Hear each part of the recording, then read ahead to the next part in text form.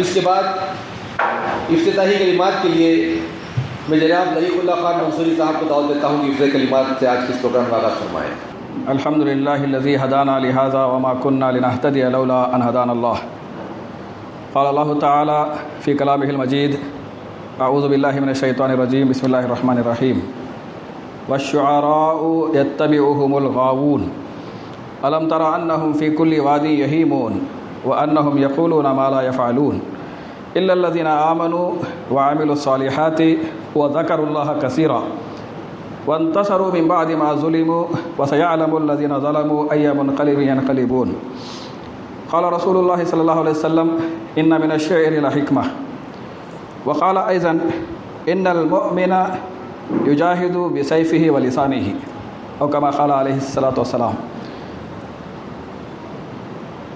آئین احساس کی رسم اجرا میں شریک مہمانان اعظام اور ادب نواز بزرگوں، حاضرین، السلام علیکم ورحمۃ اللہ وبرکاتہ۔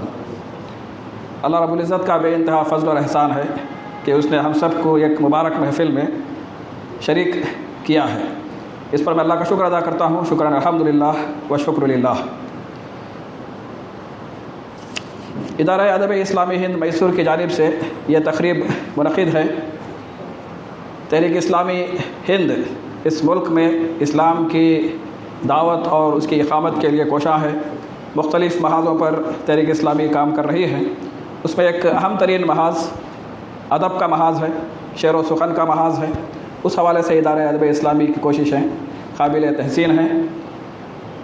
اللہ تعالیٰ نے انسان کو پیدا کیا اور اس کی تکریم کی۔ وَلَقَدْ كَرَّمْنَا بَنِي آدم، بنی آدم کو، آدم کی اولاد کو اللہ تعالیٰ نے بہت بڑا مرتبہ دیا ہے، اشرف المخلوقات بنایا ہے۔ وَفَضَّلْنَاهُمْ عَلَىٰ كَثِيرٍ مِّمَّنْ خَلَقْنَا تَفْضِيلًا۔ اور یہ جو اشرف المخلوقات کی خصوصیات ہیں، اس میں ایک بڑی خصوصیت وہ ہے بیان کی صلاحیت۔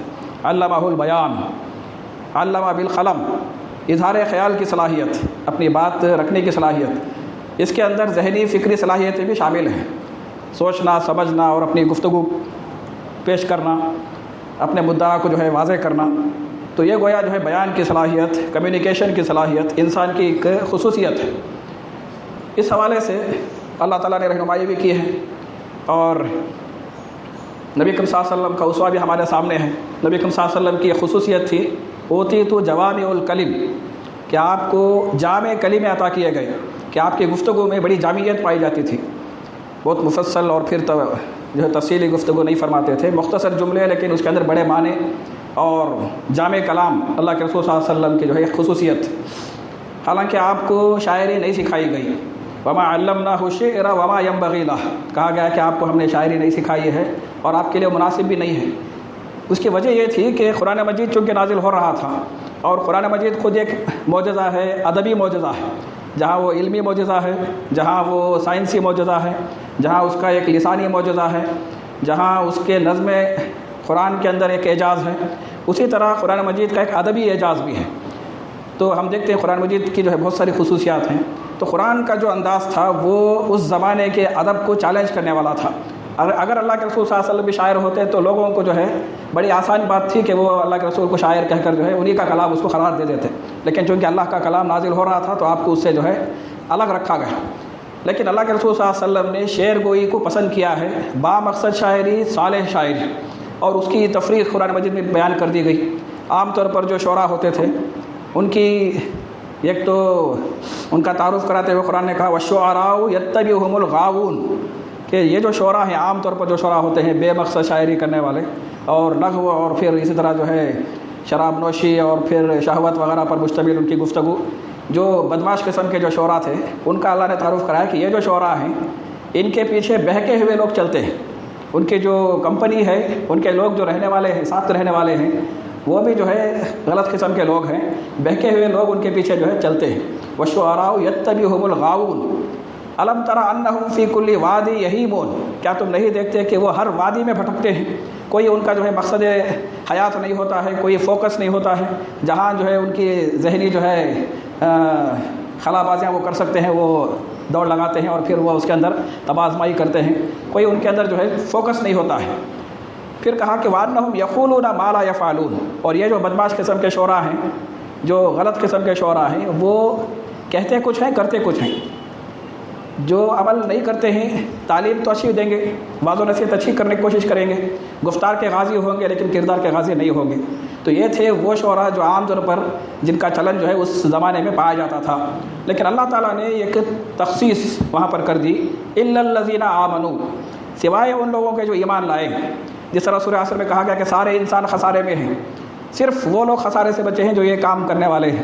تو اس حوالے سے ہم دیکھتے ہیں کہ شعراء کے سلسلے میں بھی اللہ نے پہلے غلط جو تعارف تھا شعراء کے سلسلے میں وہ پیش کر دیا کہ یہ اصل شعراء کی خصلتیں ہیں. لیکن یہ جو غلط تعریف ہے اس سے بچنے والے یہ شعراء ہیں, مسلمان شعراء, اسلامی فکر کے حامل شعراء. کون ہیں؟ الا الذین آمنوا, وہ لوگ جو ایمان والے ہیں. سب سے پہلی شرط یہ ہے کہ وہ ایمان والے ہیں. پھر کہا گیا کہ وعملوا الصالحات, اور اچھا عمل صالح کرنے والے. یہ گفتار کے غازی نہیں بلکہ کردار کے غازی ہوتے ہیں. تو قول اور عمل دونوں ان کا جو ہے وہ اسلامی ہوتا ہے. اپنے اخلاق سے بھی اس کی جو ہے وہ تصویر ان کے جو ہے ان کی شخصیت سے جو ہے سامنے آتا ہے. کہا گیا کہ الا الذین آمنوا وعملوا الصالحات وذکروا اللہ کثیرا. اور تیسری خصوصیت بیان کی گئی ایک مسلمان شاعر کی, اسلامی شاعر کی, کہ وہ اللہ کو کثرت سے یاد کرنے والے ہوتے ہیں. اللہ کو کون یاد کرتے ہیں؟ جن کو اللہ سے تعلق ہوتا ہے, جن کو اللہ سے محبت ہوتی ہے. جس سے محبت ہوگی اسی کو جو ہے بندہ یاد کرتا ہے. تو اللہ نے کہا کہ مسلمان شاعر وہ اللہ کو ہمیشہ یاد رکھنے والا ہوتا ہے, اس لیے کہ اس کا گہرا تعلق اللہ سے ہوتا ہے. اور پھر چوتھی بات بیان کی گئی وانتصروا من بعد ما ظلموا, کہ ظلم اگر کیا جاتا ہے تو اس کے خلاف کھڑے ہوتے ہیں اور اس کا مقابلہ کرتے ہیں, حق کی حمایت کے لیے جو ہے اپنی آواز بلند کرتے ہیں. تو یہ 4 خصوصیات اللہ تعالیٰ نے اسلامی شاعر کی پیش کی. بجا طور پر میں یہ کہہ سکتا ہوں کہ اسلامی ادب سے وابستہ جو شعراء ہیں, ادارے ادب اسلامی سے وابستہ جو شعراء ہیں, وہ اسی جو ہے قبیل کے اسلامی شاعری کے حوالے سے ان کو ہم یاد کرتے ہیں. اس قافلے کے اندر ہمارے سید احمد راحل صاحب بھی شامل ہیں. بجا طور پر آپ کے اندر بھی وہ خصوصیات الحمدللہ پائی جاتی ہیں جو اس آیت کریمہ میں سورہ شعراء کی آخری جو آیات ہیں اس میں ہمارے سامنے اللہ تعالیٰ نے رہنمائی کی ہے. تو ہمارے لیے خوش قسمتی ہے کہ سید احمد راحل صاحب آپ کا جو ہے دوسرا مجموعہ کلام وہ منظر عام پر آ رہا ہے.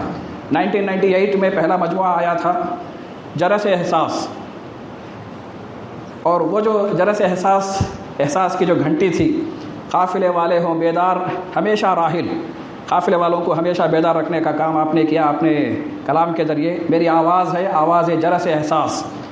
تو اس کے بعد سے لے کر اب تک جو آپ کی سرگرمی رہی ہے, آئین احساس کے مجموعہ کلام میں آپ کا جو شعر ہے, آئین احساس لیے پھرتا ہوں راحل, ایسے ہی میری شام بھی گزری ہے سحر بھی. تو یہ گویا آپ کی زندگی کا خلاصہ ہے کہ احساسات کو پیش کرتے ہوئے اس کے اندر بہت بڑا پیغام آپ نے جو ہے ملت کو, انسانیت کو دیا ہے. آپ کا جو کلام رہا ہے اس کلام کا ایک اگر میں تجزیہ کروں تعارف کے طور پر, اس میں جو ہے آپ نے 300 سے زائد نظمیں, غزلیں, نعتیں اور جو ہے حمد و مناجات آپ نے جو ہے پیش کیے ہیں. اور اگر اشعار کے حوالے سے کہا جائے تو 2300 سے زائد اشعار آپ کے جو ہے آپ کے مجموعے دونوں مجموعوں کو ملا کر 2300 سے زائد آپ کے اشعار الحمدللہ ہیں, جس کے اندر ہم دیکھتے ہیں کہ آپ بیتی کے انداز کے بھی اشعار ہیں, حمدیہ نعتیہ اشعار بھی ہیں. اسی طرح اس کے اندر تحریکی پیغام لیے ہوئے بہت سارے جو ہے آپ کو اشعار ملیں گے, اصلاحی اشعار آپ کو ملیں گے, تربیتی اشعار آپ کو ملیں گے, قیادت پر آپ کو اشعار ملیں گے, اسلاف کا تذکرہ آپ اس میں کرتے ہیں. اسی طرح جو ہے تلمیحی اشعار ہیں, عصر حاضر پر حالات کا تجزیہ کرتے ہوئے آپ نے جو ہے پیغام دیا ہے, حقائق پر آپ نے جو ہے گفتگو کی ہے, اور دعائیہ کلام بھی آپ کا اس کے اندر شامل ہے. حمد و مناجات آپ کے جو ہے 6 ہیں, نعتیں آپ نے 18 کہی ہیں, اور نظمیں آپ کی جو ہے 8 ہیں. زیادہ جو آپ کا کلام ہے وہ غزلوں پر مشتمل ہے, 283 آپ کی جو ہے غزلیں ہیں جس میں بہت سارے جو ہے پیغامات آپ نے دیے ہیں. آپ کے کلام کی کچھ جھلکیاں میں آپ کے سامنے پیش کر دیتا ہوں. آپ کا جو مشن ہے وہ ہے میرے ذمے خیر کا کام ہے زمانہ گرچہ عدو میرا, میرے ذمے خیر کا کام ہے زمانہ گرچہ عدو میرا, یہی فکر ہے مجھے رات دن, یہ کسک ہے قلب گداز میں. تو گویا جو فکر مندی ہے وہ آپ کو اس شعر میں نظر آتی ہے. اللہ تعالیٰ کی حمد بیان کرتے ہوئے آپ نے کہا کہ خلق کے اسرار سے واقف کہاں کہ فہم بشر, انسان کو جو فہم ہے وہ اللہ کے اسرار کو کیسے پہچان سکتا ہے, اس کی خلقت کو. ایک لفظ کن سے پیدا کر دیا یہ کل جہاں, پوری کائنات ایک لفظ کن سے اللہ نے پیدا کر دی.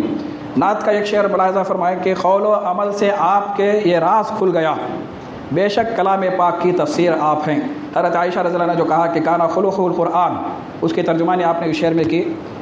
اسی طرح ایک ان کا جو نصب العین ہے، جو ٹارگٹ ہے، جو مشن ہے، اس میں ایک اور شعر تقاضا ہے یہ ایمان کا جہاں تک ہو سکے راحل. ایمان کا تقاضا یہ ہے کہ جہاں تک ہو سکے کرنا کیا ہے؟ بنانا ہے ہمیں ماحول قرآن کی اقامت کا، قرآن مجید کی اقامت کا جو ہے ہمیں کام کرنا ہے. یہ گویا نصب العین اپنے اشعار میں پیش کیا ہے. اصلاحی اشعار میں سے ایک شعر ملاحظہ فرمائے، بہر صورت ہمیں چلنا ہے گرچہ راہ مشکل ہے. راہ مشکل ہونے کے باوجود ہمیں چلنا ہے. یہ منفی سوچ ہے کہ راستہ ہموار ہو جائے، تو راستہ ہموار ہونے کا انتظار نہیں کرنا ہے بلکہ آپ کو کام کرنا ہے. اسی طرح آپ نے تقوی پر ایک گفتگو کرتے ہوئے کہا کہ ظاہر سے تو تقوی کبھی حاصل نہیں ہوتا. تقوی کا حصول جو ہے ظاہری وضع خطا میں نہیں بلکہ اندرون کے اندر انقلاب. کہا کہ درکار ہے اللہ سے امید بھی ڈر بھی. تو خوف اور رجا، امید اور خوف کے درمیان کی جو بات ہے وہ اس شعر میں آپ نے پیش کی ہے. اسی طرح آپ نے اصلاحی حوالے سے ایک بات کہی کہ زندگی تلخ نہ ہو جائے تغافل میں کہیں. یہ جو زندگی میں ہم غفلت برتتے ہیں یا ٹال مٹول کرتے ہیں، اس کے بارے میں آپ نے کہا کہ زندگی تلخ نہ ہو جائے تغافل میں کہیں. آج کا کام ہے کل پر نہ اٹھا کر رکھنا. تو کل کریں سو آج کریں اور آج کریں سو اب. یہ پیغام آپ نے دیا. تلمیح انداز سے آپ نے ایک موقع پر کہا کہ وقت کی فرعونیت بھی غرق دریا ہو گئی. فرعونیت جو تھی وہ غرق دریا ہو گئی. تم زمین رکھتے ہو رکھو آسماں رکھتا ہوں میں. تو گویا جو ہے اس کے اندر بھی آپ کو ایک بڑا منظرنامہ نظر آتا ہے. حالات کے سلسلے میں آپ نے ایک موقع پر کہا کہ ہیں فضائیں بھی عدالت کی مقدر اب تو. ہم دیکھ رہے ہیں حالات، عدالت کی جو حالتیں ہیں فضائیں بھی عدالت کی مقدر اب تو. فیصلے بکتے ہیں انصاف کا گھر جلتا ہے. فیصلے بکتے ہیں انصاف کا گھر جلتا ہے. اچھا، ہر شخص اپنے عمل کا جو ہے وہ مکلف ہے. اپنے عمل کا اس دنیا میں ہر ایک شخص مکلف ہے. کون کسی کا آخرت میں راحل بوجھ اٹھائے گا؟ ولا تزر وازرۃ وزر اخری کی ترجمانی آپ نے پیش کی. سورہ عصر ہم سب جانتے ہیں، اس کی ترجمانی ایک شعر کے اندر ایمان اور عمل رہے تلقین صبر و حق، راحل یہ ہیں تو پھر کوئی خسران میں نہیں. ایک شعر کے اندر آپ نے سورہ عصر کی ترجمانی پیش کی ہے. دعائیہ اشعار میں ایک شعر پیش کرتے ہوئے میں گفتگو کو مکمل کروں گا کہ معنی کے تدابیر سے بنتے ہیں سبھی کام. تدبیر یقیناً کرنا ہے، تدبیر کے بغیر دعا جو ہے وہ مفید نہیں ہے. لیکن صرف تدبیر پر انحصار بھی صحیح نہیں ہے کہ معنی کے تدابیر سے بنتے ہیں سبھی کام، پر اس میں ضروری ہے دعاؤں کا اثر بھی. تو وہ اس طرح میں نے آپ کے سامنے ایک جھلک آپ کے کلام کی پیش کی ہے تعارفی طور پر. آج کے اس اجلاس میں ہماری خوش نصیبی ہے کہ ادارہ ادب اسلامی ہند کرناٹک کے موجودہ صدر اور سابق یعنی قریب ہی میں جو صدر رہے ہیں، دونوں الحمدللہ ہمارے اس اجلاس میں شریک ہیں. پروفیسر سید سلیم دولت کوٹھی صاحب بیجاپور سے آپ تشریف لائے ہیں اس اجلاس کے لیے. آپ کے ساتھ سیکریٹری ادارہ ادب اسلامی ہند عبدالقدیر صاحب بھی، آپ دونوں نے جو ہے سفر کی صعوبتیں برداشت کرتے ہوئے یہاں پہنچے ہیں. میں آپ سب کی جانب سے ادارہ ادب اسلامی ہند میسور کی جانب سے خیر مقدم کرتا ہوں، استقبال کرتا ہوں. آپ کے آنے کو اللہ تعالیٰ باعث خیر بنائے اور اس اجلاس کو آپ کے حوالے سے کامیاب بھی فرمائے. پروفیسر میم پہ راہی صاحب سابق ریاستی صدر شیموگا سے تشریف لائے ہیں. آپ بھی الحمدللہ آپ نے بڑا جامع پیش لفظ آئین احساس کے لیے آپ نے عنایت کیا ہے. ہم آپ کے شکر گزار ہیں کہ آپ نے ہماری دعوت پر لبیک کہتے ہوئے آج یہاں اجلاس میں آپ شریک ہیں. اس کے علاوہ ہمارے مقامی دو سرپرست علماء یہاں پر تشریف فرمائے ہیں الحمدللہ. مولانا صابر شمیم رشادی صاحب، آپ ان سے واقف ہیں، آپ کے دروس بڑے جامع اور مؤثر ہوتے ہیں الحمدللہ. اسی طرح جو ہے ہمارے حاذق ندوی صاحب، آپ بھی جو ہے نوجوانوں کو انسپائر کرنے کے حوالے سے مختلف صلاحیتوں کے آپ حامل ہیں. آپ دونوں ہمارے اس اجلاس کے جو ہے مہمانان اعظام ہیں. آپ کا میں جو ہے آپ سب کی جانب سے خیر مقدم کرتا ہوں. پروفیسر ریاض صاحب ہمارے اپنے ہیں اور اس پروگرام کو منعقد کرنے میں آپ کی جو خیر خواہی رہی ہے، راحل صاحب کے حوالے سے آپ کی جو انسیت ہے وہ اس کا ہم اعتراف کرتے ہیں اور سب کی طرف سے میں ان کا بھی خیر مقدم کرتا ہوں. غوث خطیب صاحب تشریف لا چکے ہیں الحمدللہ. آپ بھی راحل صاحب کے ایک بڑے مداح اور خیر خواہ ہیں اور بلکہ رفاقت ان کا جو ہے الحمدللہ رفاقت کا معاملہ ہے. آپ سے گزارش ہے کہ آپ اسٹیج پر تشریف لائیں. دوپہر کا اجلاس انشاءاللہ ادبی اجلاس مشاعرہ غوث خطیب صاحب کی صدارت میں انشاءاللہ منعقد ہوگا. تو الحمدللہ اس موقع پر میں آپ سب کا خیر مقدم کرتا ہوں. ہمارے جو ادب نواز احباب ہیں، رفقائے جماعت ہیں جو اس دعوت پر آپ سب شریک ہیں، آپ سب کے آنے کو اللہ قبول فرمائے اور اس اجلاس کو کامیاب فرمائے. ربنا تقبل منا انک انت السمیع العلیم وتب علینا انک انت التواب الرحیم وآخر دعوانا الحمدللہ رب العالمین.